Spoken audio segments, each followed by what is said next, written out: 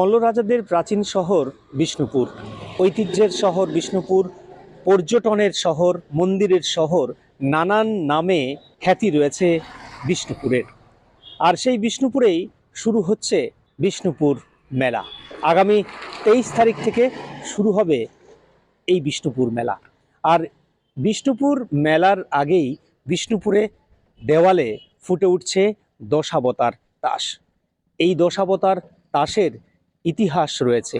মল্ল রাজাদের আমলের এই শিল্প আজও বেঁচে রয়েছে শিল্পীদের হাত ধরে।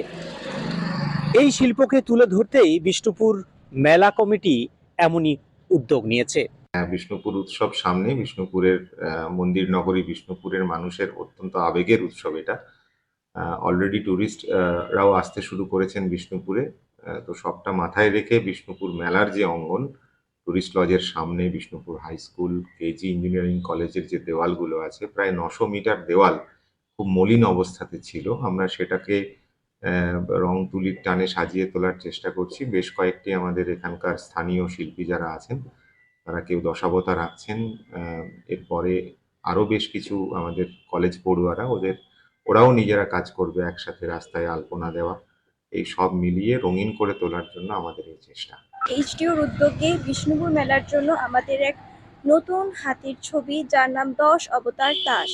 10 অবতার তাস প্রায় লুপ্তর মুখে, কিন্তু আমরা চাই যে আমাদের হাতের ছবির মাধ্যমে আমরা 10 অবতার তাসকে ফুটিয়ে তুলতে, যাতে আবার এই দুনিয়াতে 10 অবতার তাস আবার যেন সবার চোখে ধরা পড়ে।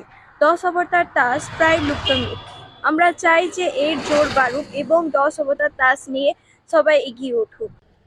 আমার শহর বিষ্ণুপুর থেকে স্বর্প গঙ্গোপাধ্যায়, কলকাতা টিভি।